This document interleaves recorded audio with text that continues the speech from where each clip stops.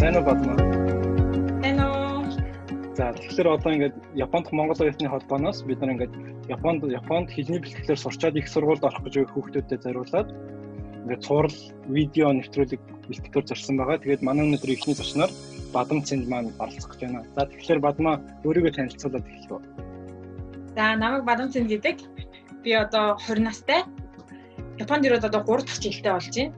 Тэгээд анх Японд ирэхээс өмнө бол ерөнхийдөө яг 10 жилээ 2016 онд төгсөөд тэгээд 10 жилээ төгснөхийн дараа энэ хүмүүнлэгийн ухааны их сургуульд 1-р курст ороод тэгээд яг 1-р курс болоод 1 жил болж дуусаад тэгээд 2017 онд анх Японд ирж исэн байгаа. Тэгээд Японд анх ирчээд хэлний сургуульд жил 6 сар орчим сураад тэгээд одоо болохоор Чиба дүүрэгт байдаг одоо нөгөө эдийн засгийн сургуульд 2-р курсаа байсан. Тэгээ манай сургуулийн нэр болохоор Ryutsu Keizai Daigaku гэдэг нэртэй сургууль байгаа. Тэгвэл ямар мэргэжлэр яг ямар хөтөлбөрөөр сурдаг вэ? Яг өөрийнхөө хөтөлбөрийн тухай л ерөнхийдөө танилцуулж байна. Ерөнхийдөө бол яг 4 жилээр тэгээд миний мэргэжил гэх юм бол гадаад худалдаа логистик гэсэн мэргэжил байгаа. Тэгээ одоо 2-р курс сурдаг. За. Тэгвэл сургуулаа одоо хэлний бэлтгэл 1 жил 3 сар сурсан гэсэн үү те? Жил 6 сар. Жил 6 сар сураад тэр хугацаанд сургуулаа яаж сонгосон бэ? Ер нь сургуулаа сонгох процесс нь яг үйл явц нь яг ямар байдаг вэ? Ерөнхийдөө бол яг анх ингээд хэлний сургуультаа ирэнгүүт ерөөсөн анханасаа ингээд чи ингээд цаашаа юугаар явах уу, яах уу, ийх үү гэдэг ингээд багш нар ер нь бол амар асуулт ер нь амар ирдэг. Тэгээ ингээд анх ирчээ тэгээд одоо нэг өөрийнхөө ирээдүйн мэргэжил гэх юм уу тийм нөгөө зохион бичлэг бичдэг ч юм уу тиймэрхүү юмнууд амар хийгээд тэгэд анханасаа бол яг ингээд хэлний сургуультаа орчоод шууд бэлдээд явна гэсэн юм бол байхгүй. Тэгээ нөгөө яг ингээд хуваараа ингээд ирж исэн хүмүүс ирсэн болохоор ингээд тэр зундаараа бас ингээд арбайт хийх хэрэгтэй. Тэгээд ингээд амар завгүй ингээд 1 жилиг бол өнгөрөөж исэн. Эхний жил бол юм дараагийн сургууль гэж баг бодох завгүй л өнгөрж исэн. Тэгээ яг эхний жилээ дуусаад явангууд ингээд яг дараагийн сургууль ингээд болоод ирэнгүүт яг ингээд багш нараа ингээд шахаж эхэлдэг. Та нар одоо ингээд сургуулаа явах болохгүй, дараа нь яах чинь, төгсөөд яах чинь. Тэгээ нөгөө угаасаа гадаад оюутнууд юм чинь визний асуудал байгаа. Тэгээд ингээд дараа чахан замыг сонгохгүй бол ер нь болохгүй гэсэн тийм шахалтууд ирдэг байсан. Тэгээд яг ангийнхаа багшийн зөвлөгөөгөөр ерөнхийдөө сургуулаа сонгож ийсэн. Тэгвэл сургуульд орох шалгуурууд нь ямар шалгуур байсан бэ?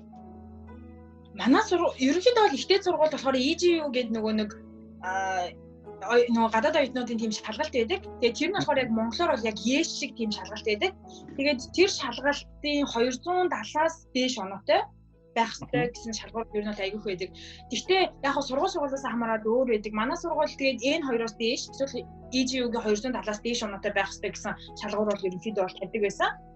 Тэгээд бас нэг ийм одоо нөгөө гадаад оюутнууд боломж гэх юм уу те нэг тийм юм байдаг. Тэр нь болохоор яг ингээд хэлний сургуулиас ингээд тухайн хүүхдэд одоо ингээд нэг итгэмжлэгч гэдэг юм те энэ хүн Suisenjo гэдэг нэртэй нэг тийм юм байдаг. Одоо бичиж өгдөг. Ангийнхан багш нь ч юм уу тэр багш нар бичиж өгдөг. Тэгээд миний хувьд болохоор ерөнхийдөө бол тэрийг одоо хэлний сургуулиас аваад тэгээд сургуультаа орохдоо болохоор нөгөө нэг юм урьдчилан тийм шалгалт гэж өгдөг байхгүй юу? Шалгалт өгчөөд дараа нь ярилцлага өгдөг гэсэн юм байдаг. Тэгээд би болохоор ерөөсөө шалгалтгүйгээр тэр Suisenjo гэдэг юмыг аваад тэгээд ганцхан ярилцлагаар их сургуультаа орчихсон.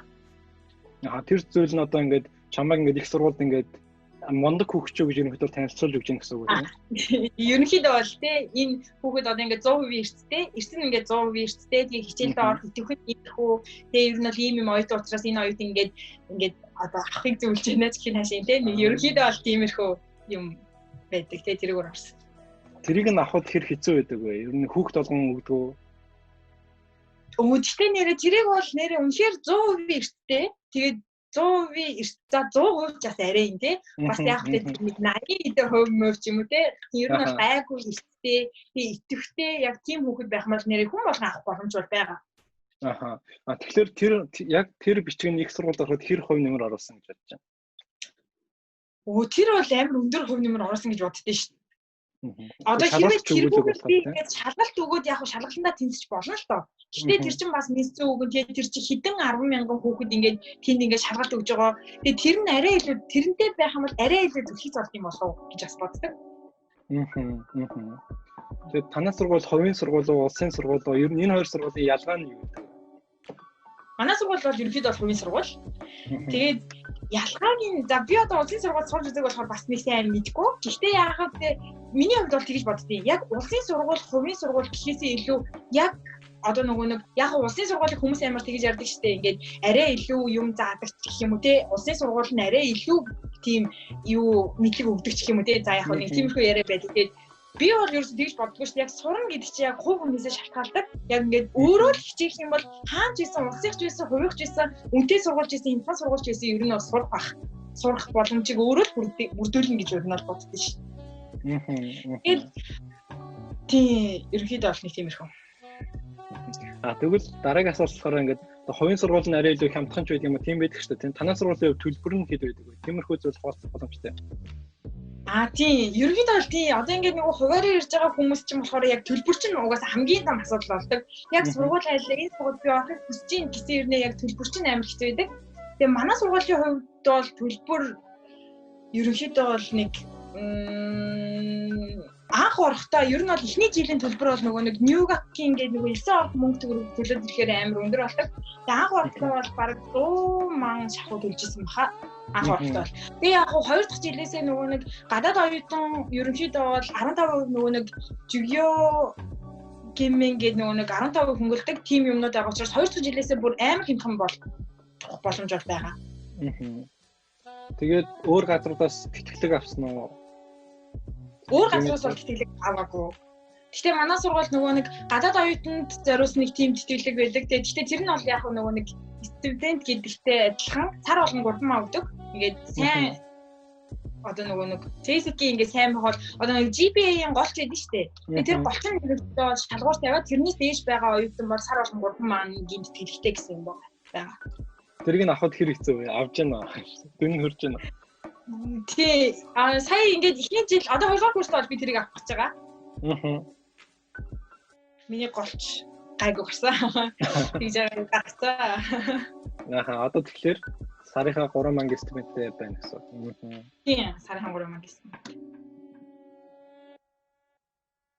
За тэгвэл одоо ингээд сургууль сонгохдоо өөр сургууль руу материалаа явуулсан уу? Ер нь багшаа зөвлөснөөр зөвхөн сургуульд орсон уу? Ерөнхийдөө бол багшаагаа зөвлөснөөр яваад тэгээд өөр сургуулиудын танилцуулгыг бол ерөнхийдөө бол үзсэн. Амар олон сургуулийг бол үзээд за ийм байд юм байна гэдгийг бол ерөнхийдөө хараад гэхдээ яг бичиг баримтаа бол явуулж үзээгүй. Ерөөсөө эндээ тэнцэн л гэсэн амар тийм итгэлтэй байсан шүү. Тэгээд унчих юм бол тэгээд дараагийн сургуулийн нөгөө нэг одоо нөгөө хугацаанаас нь хоцорчих тийм боломж байсан ч гэсэндээ ерөөсөө өөр сургууль руу ингэж хадаад үзээгүй. Ерөөсөө эндээ л тэнцэн гээд амар сэтгэлтэй тэгэл бүх юм өгөөл тэгэл мэдчихсэн да. Баяргийн ямандаг. Тэгээд сургуульд орсон сэтгэл ямар байна? Одоо энэ сургуультай байгаа.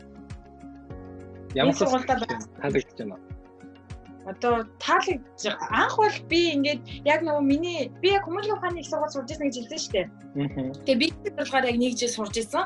Тэгээд яг анх ирчээд би ерөөсөө бизнес судалгаар цаашдаа Японы ямар нэгэн сургуульд орно гэсэн бодолтой байсан юм чинь. Тэгээ ерөөсөө би энэ логистик мэргэжлэр ерөөсөө орё гэсэн бодлого явж исэн. Тэгээд нөгөө манай багш ингээд санал болгоод чи ингээд энэ мэргэжил одоо тэгээд манай сургуулийн нэр нэг онцлог гэх юм бол одоо ингээд логистикийн чиглэлээр яг ингээд тэнхим гэж байдаг шүү дээ. Сургууль одоо эдийн засгийн тэнхим, газар зүйн тэнхимч гэдэг юм те. Тийм тэнхим логистикийн тэнхим болохоор Японд бол ерөөсөө тийм тэнхимтэй сургууль гэж бол байдаггүй.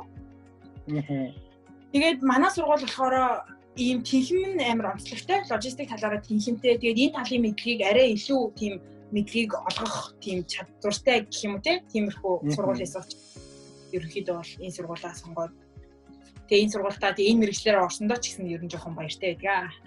Анхандаа ингээд яг ингээд багш ингээд хэлээл одоо энэ логистик гэдэг мэргэжлэр чи ингээд сурах юм бол ийм байгаа шүү гэж ингээд багш нар амар зөвлөж ирсэн. Тэгээ би болохоор үгүй би бизнес дээр гараад явмаар юм гээд ингээд амар тэгжсэн боловч ингээд Монголын энэ логистикийн мэргэжил ерөөсөө хөгжөөгүй ингээд Монголд ингээд хаяг маяг тодорхой тиймэрхүү юмнууд тэгж ерөөсөө хөгжөөгүй байгаа. Би ингээд энд 4 жил сурсан ч надад ямар ч утгагүй юм шүү гэж хэлсэн чинь багш энээс хойш ингээд Монголд хөгжнөө. Чи энээс хойш чамаг 4 жил төгсөөл тэнгууд Монголд энэ мэргэжил ч юм бол яг хөгжөөд эхэлж байна. Тэгэхээр чамд маш их боломж байгаа гэсэн тийм зөвлөгөө өгч ирсэн. Тэгээд тэрийг одоо ингээд бодох нэ өстой амар гоё үнэтэй зөвлөгөө байсан шүү. Яг зөв мэргэжлээ сонссон шүү гэж боддоо шүү. Тийм ээ тий. Одоо ингээд жил хагас одоо хэлний бэлтгэл сурсан ч гэсэн их сургуульд ингээд ороод хичээлээ Японд дээр үзэж хахад хэлний бэрхшээл дээр хэр талхарч байсан бэ? Ерөнхийдөө бас ч гэж гайгүй шүү. Гэтэ яг хөө ерөнхийдөө бол байна л да. Тэр ингээ хэлний бэрхшээл бол ер нь бол байгаа. Гэтэ бас гайгүй. Эхний жилдээ жоохон хэцүү байсан. За одоо 2 дахь жилээсээ бол ерөнхийдөө дасаад ирж байгаа. Багш нарынхаа яриаг ч за ер нь иймэрхүү юм байна да гэд яг темпэнд нь ороод ч юм те. Одоо ингээд цагийн ажил хийдгүү. Тэгээс хийдэг. Одоо ингээд цагийн ажил хийгээд бас ингээд ямаахан гишүүн болоод агүй төвтэй явж байгаа шүү дээ. Тэгээд ингээд хичээлийн ачаал ер нь ямар хөө байдаг. Ингээд зохицуулаад явах боломж хэрэг байдаг. Тавгүй шүү. Одоо нөгөө манай сургуулийн хувьд гэх юм бол хичээлээ ерөнхийдөө бол өөртөө сонгодог цагаа. Ингээ өөртөө сонгочдог болохоор би энэ жилийн хувьд гэх юм бол яг ингээд 7 хоногийн 5 өдөр хичээл орохоос би 3 өдөрт нь бүх хичээлээ шахаад өглөө 9-өөс орой 4 хүртэл ингээд 3 өдөр яг битүү хичээлтэй. Тэгээд үлцэн 2 өдөрт нь би ингээ амрах боломжтой. Тэгээ амрах жоох тий тэр үедээ ажиллаа зогсуулаад арбай цаг ажиллаа хийгээд ингээ явчих боломжтой. За ерөнхийдөө бол дуусах өгч чинь тэгээд одоо ингээд өөртөө адилхан ингээд хэлний бэлтгэлээс их сургуульд орох хүүхдүүд хийх одоо ингээд нэмэх зөвлөгөө байна уу? За ерөнхийдөө бол ингээ хэлний бэлтгэлээс ихтэй сургууль руу ороход ингээд амар олон талын хүний зөвлөгөө өгнө. Тэгэл одоо ингээд яг ингэдэг байхгүй ингээд би үнэхээр ингээд тоодайд орё. За яг хөө гэхдээ тийм хүүхэд цөөхөн байж магадгүй л те. Гэхдээ би ингээд тоодайд орё гэж ингээд хэлний сургуулийн багштай хэлнэ. Хэлний сургуулийн багш чинь үгүй чи барахгүй, үгүй чи наадаа дийлэхгүй ингээд чи наанч бол яалч гэж тэнцэхгүй гэл ингээд амар тийм багш нар хүртэл амар зөндөө байгаа. Бүгд тийм яг зөв зөвлөгөө өгнө гэж байхгүй шүү дээ. Хүн болгон шал өөр. Тэгэхээр ерөөсөө нэрээ үнэхээр болно гэж бодоод бодлогочин багтаад байх юм бол нэрээ тэр замаа сонгосон дээр шүү. Чи өөрөө болно гэж бодож босод хүний хэлсэн үг юроос хамаахгүй. Тэгээд яг тэр өөрийнхөө яг зорьсондоо ингээд зүтгэрэй л гэж хэлмээр энэ да. За маш их баярлалаа. За тэгээд аягүй хэрэгтэй яриа болсон итгэлтэй байна. Тэгээд дараагийн дугаараар уулзъя. За